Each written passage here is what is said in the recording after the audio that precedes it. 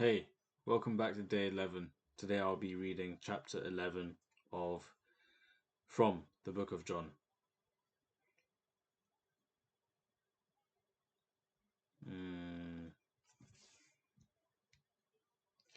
Okay. Now a man named Lazarus was sick. He was from Bethany, the village of Mary and her sister Martha. This Mary, whose brother Lazarus now lay sick, was the same one who poured perfume on the Lord and wiped his feet with her hair. So the sisters sent word to Jesus, Lord, the one you love is sick. When he heard this, Jesus said, "This sickness will not end in death. No, it is for God's glory, so that God's Son may be glorified through it." Now Jesus loved Martha and her sister Lazarus.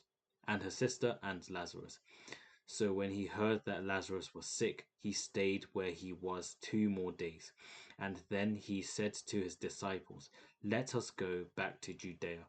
"But Rabbi," they said, "a short while ago the Jews there tried to stone you, and yet you are going back." Jesus answered, "Are there not 12 hours of daylight? Anyone who walks in the daytime will not stumble, for they see by this world's light. It is when a person walks at night that they stumble, for they have no light."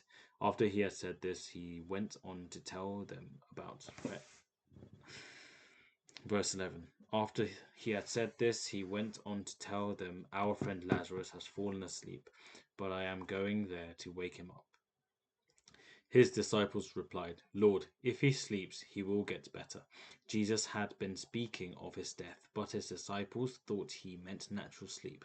So then he told them plainly, "Lazarus is dead, and for your sake I am glad I was not there, so that you may believe. But let us go to him." Then Thomas said to the rest of the disciples, "Let us also go, that we may die with him." On his arrival, Jesus found Lazarus had already been in the tomb for 4 days. Now Bethany was less than 2 miles from Jerusalem, and many Jews had come to Martha and Mary to comfort. Verse 19. And many Jews had come to Martha and Mary to comfort them in the loss of their brother. When Martha heard that Jesus was coming, she went out to meet him, but Mary stayed at home. "Lord," Martha said to Jesus, "if you had been here, my brothers would not go." Verse 21. "Lord," Martha said to Jesus, "if you had been here, my brother would not have died. But I know that even now God will give you whatever you ask." Jesus said to her, "Your brother will rise again." Martha answered, "I know he will rise again in the resurrection at the last day." Jesus said to her, "I am the resurrection and the life. The one who believes in me will live even though they die, and whoever lives by believing in me will never die. Do you believe this?" "Yes, Lord," she replied. "I believe that you are the Messiah, the Son of God, who is to come into the world."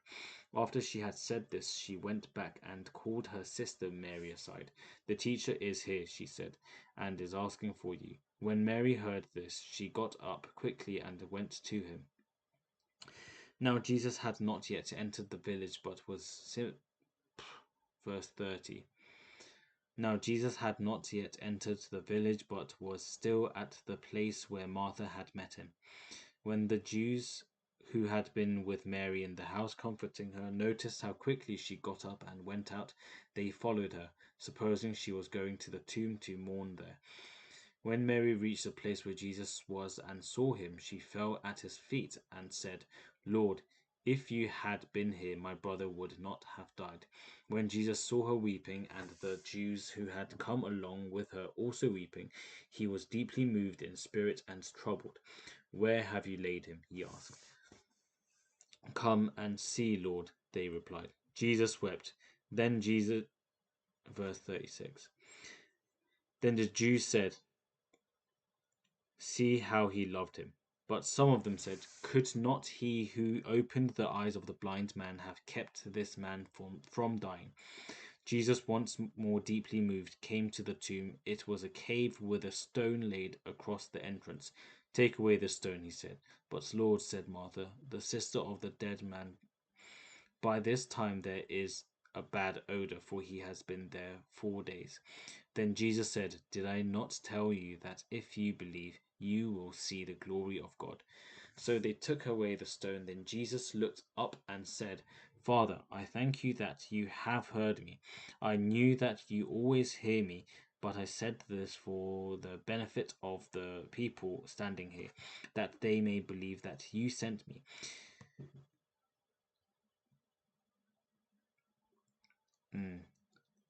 Verse 43. When Jesus had said this, Jesus called in a loud voice, Lazarus, come out.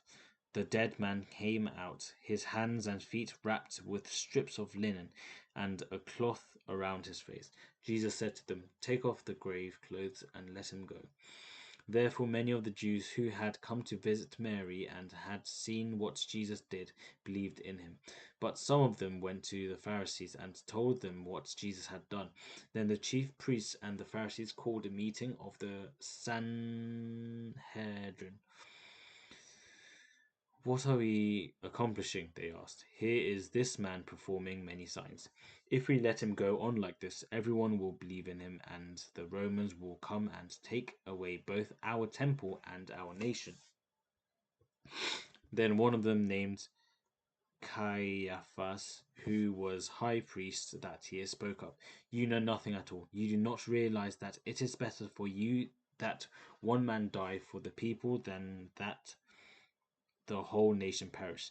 He did not say this on his own, but as high priest that year, he prophesied that Jesus would die for the Jewish nation, and not only for that nation, but also for the scattered children of God, to bring them together and to make them one.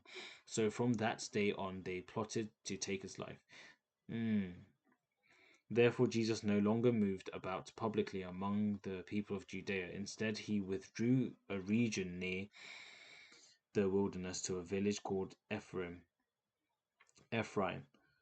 where he stayed with his disciples. When it was almost time for the Jewish Passover, many went up to Many went up from the country to Jerusalem for their ceremonial cleansing. Before the Passover, they kept looking for Jesus, and as they stood in the temple courts, they asked one another, What do you think? Isn't he coming to the festival at all? But the chief priests and the Pharisees had given orders that anyone who found out where Jesus was should report it so that they might arrest him. Okay, that was the end of chapter 11. I'm going back and just to reread a part to make sure that I understood it right. Sorry.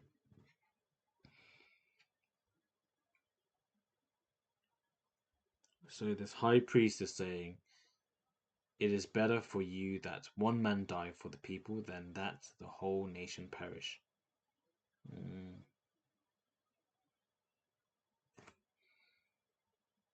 Mm. If we let him go on like this, everyone will believe in him. Temple and one nation. Okay, I understand. Now, so what stood out to me in this chapter was that Jesus performed a lot of miracles back in the days, but nowadays, I'm not sure. Maybe he does behind the scenes. Um, but yeah, would be easier to believe if I saw